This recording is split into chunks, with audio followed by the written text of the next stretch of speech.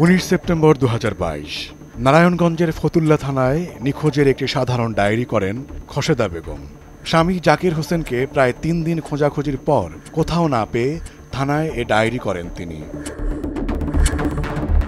স্ত্রী আর 2 সন্তান নিয়ে ফতুল্লা থানার বক্তাবলী এলাকার এ বাড়িটিতেই বসবাস করেন জাকির। শারীরিক প্রতিবন্ধী জাকির হোসেনই ছিলেন তার পরিবারের একমাত্র উপার্জনক্ষম ব্যক্তি।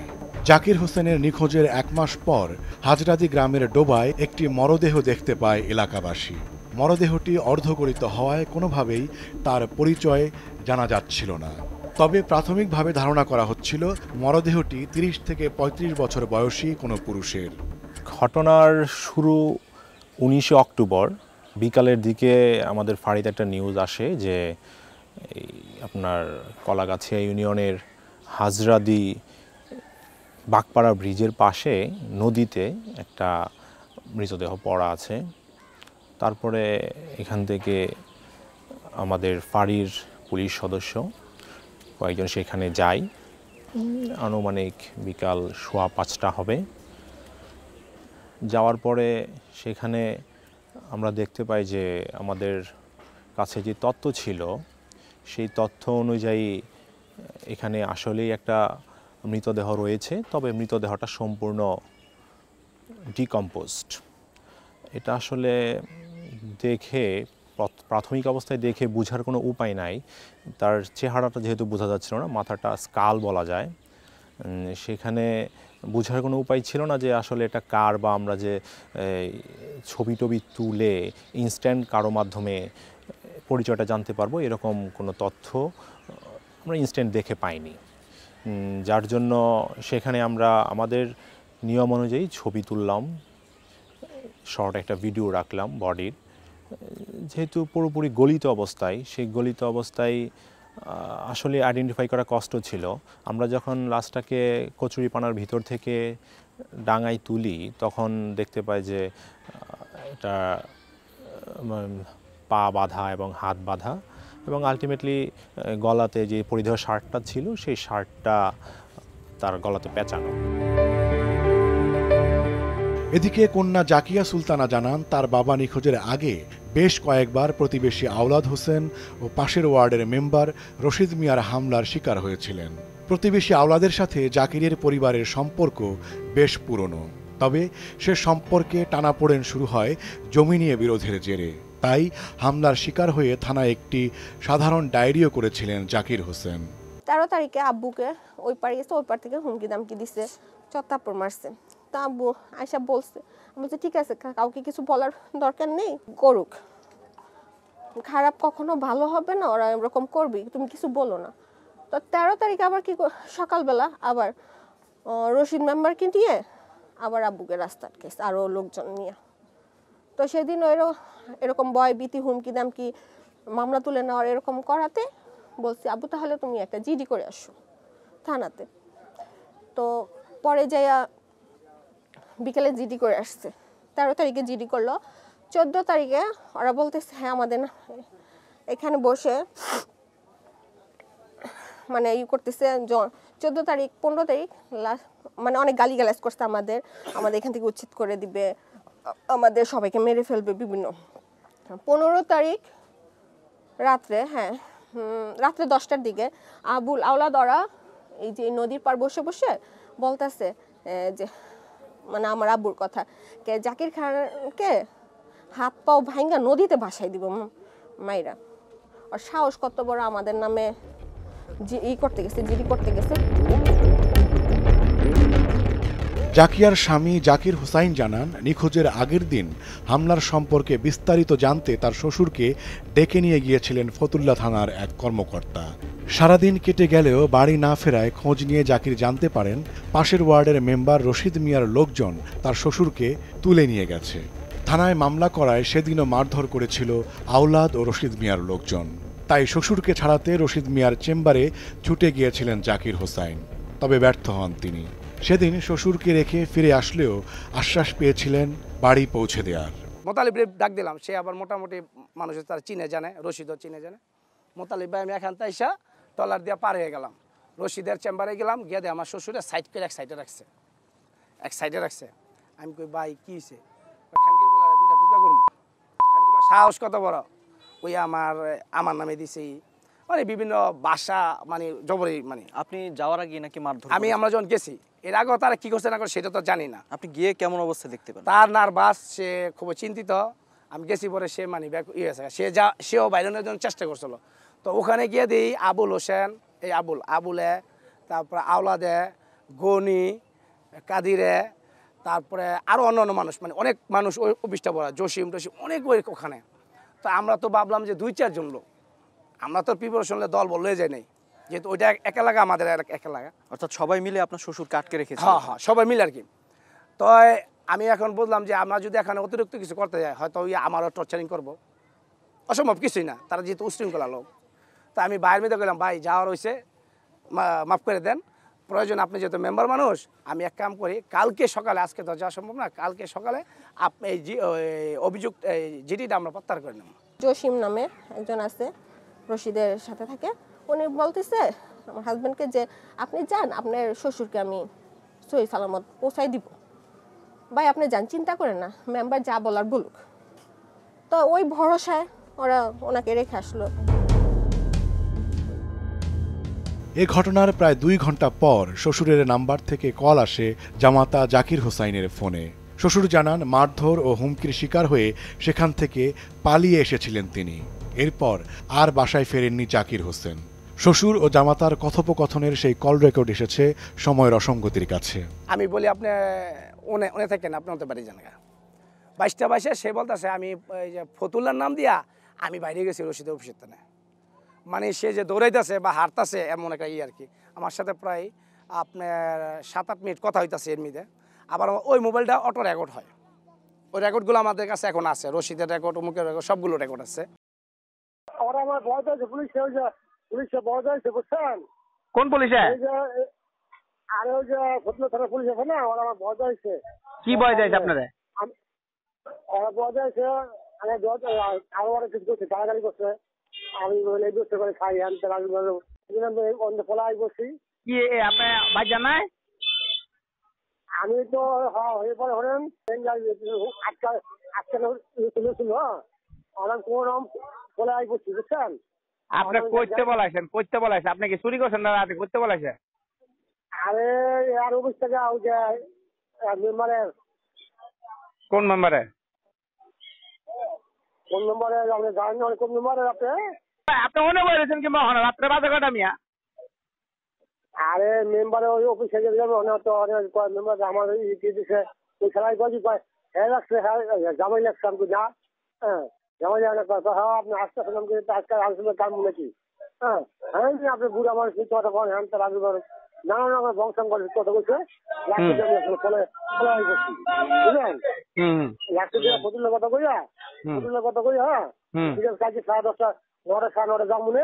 আর হোসেন মাইয়া জামাই আছে, জামাই নম্বর ফোন নাম্বার আমার দিচ্ছে, বুঝছেন? হ্যাঁ আমি তো বাড়িতে গেছি, বুঝছেন? আপনারা হাঁটতে পারেন না, ডাকতে পারেন না, আপনি বাইর যান না, আপনি ই করেন, বাইর যান তাড়াতাড়ি। এদিকে ডোবায় মরদেহ পাওয়ার ঘটনাটি এলাকায় বেশ চাঞ্চল্য সৃষ্টি করলে তা জানতে পারেন জাকির হোসেনের কন্যা জাকিয়া সুলতানাও। তবে জাকিয়া জানান তার বাবার বয়স ছিল প্রায় 54 বছর। অনেক দূরের সম্পর্কের, আমি কখনো চিনিও না, কিন্তু জানি এটা আমার আব্বুর আত্মীয়। আমি তাদের সাথেও যোগাযোগ করছি যে কোথাও গেছে কিনা। লাস্টে 1 মাস 3 দিনের দিন, অক্টোবরের 19 তারিখ একটা নিউজ দেখলাম যে এখন নারায়ণগঞ্জ 24-এ যে একটা লোক পাওয়া গেছে অর্ধগলিত অবস্থায়, আপনার কালো প্যান্ট কালো শার্ট, মানে এরকম। তো তখনই হলো যে আব্বু তো এগুলোই পরে বের হয়েছে। বের হওয়ার আমি সাথে সাথে ওই জার্নালিস্টকে ফোন দিলাম যে ভাই আপনি যে দিচ্ছেন, আর এখানে তো আপনি যে বয়সটা দিচ্ছেন, বয়সটাকে দেখ, কয় না আমার তো এটা মানে বন্ধ প্রতিনিধি দিচ্ছে, আর যেহেতু অর্ধগলিত বয়সটা ধরা যায় না। মানে ওটা কত বছর বয়স লেখা ছিল বা ওখানে 30-35 এরকম। কিন্তু আপনার বাবা কত বছর বয়সী ছিল? আব্বু 54 বছর। 54 বছর।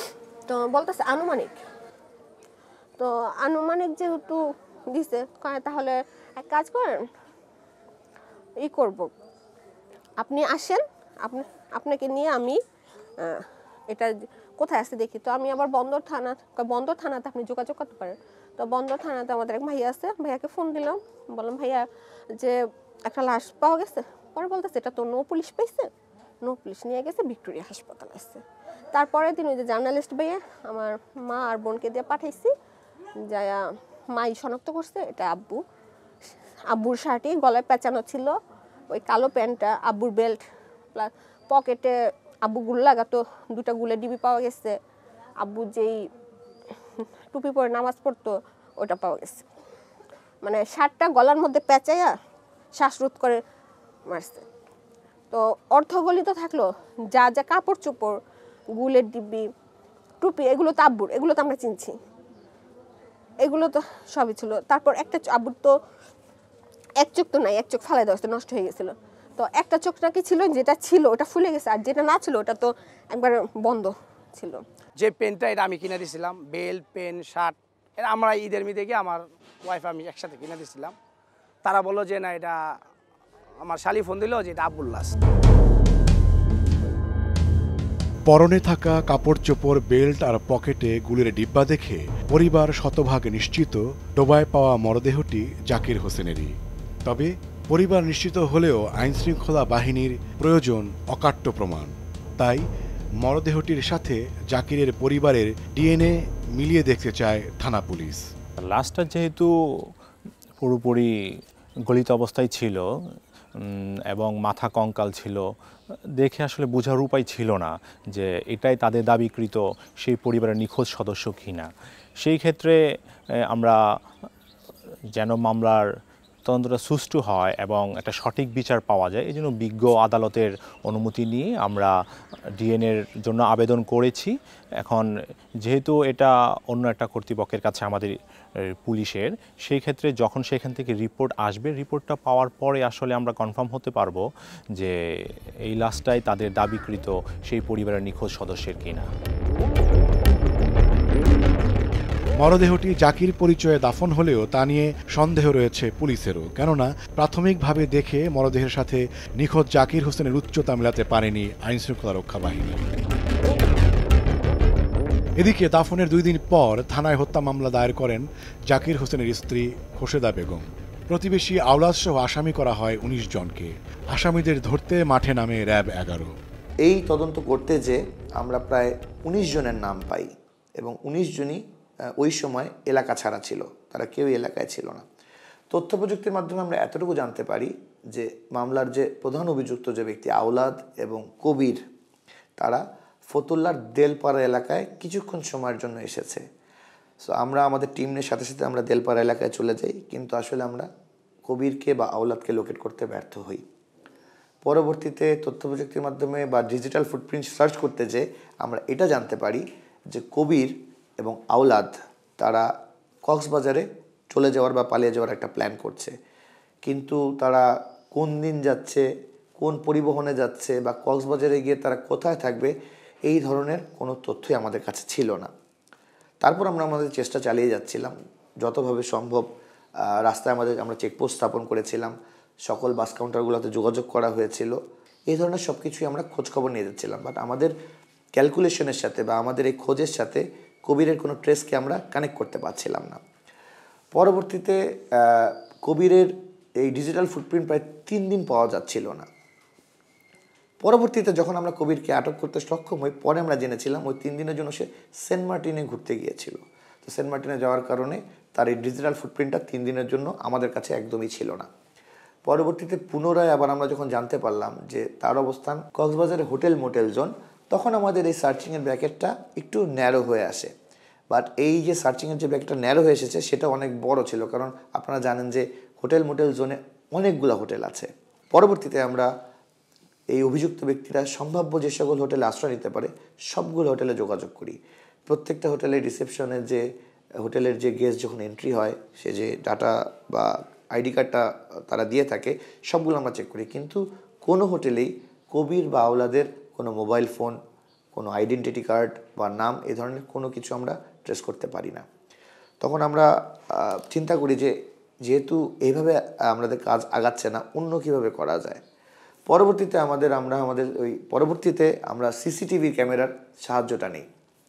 সিসিটিভির ক্যামেরার সাহায্যটা নিতে গিয়ে দেখা যায় যে সুগন্ধা বিচ এলাকার একটা খুব লো ক্যাটাগরি নিম্নমানের একটা হোটেলে কবির এবং আওলাদ এসেছে। পরবর্তীতে এতটুকু আমরা জানতে পারি যে কবির এবং আওলাদ হোটেলে ঠিকই উঠেছে বা চেক ইন করেছে, কিন্তু তারা ওই মুহূর্তে হোটেলে ছিল না। তো আমরা অপেক্ষায় ছিলাম যে কবির বা আওলাদ কখন হোটেলে আসে। প্রায় একদিন আমরা ওখানে অপেক্ষায় ছিলাম, একদিন ধরে তাদের কোনো হদিস ছিল না। একদিন পরে কবির যখন হোটেলে আসে সাথে সাথে আমরা কবিরকে আটক করতে সক্ষম হই, কিন্তু আওলাদ ঘটনাটা জানতে পেরে সে এলাকার থেকে ওই মুহূর্তে পালিয়ে যায়।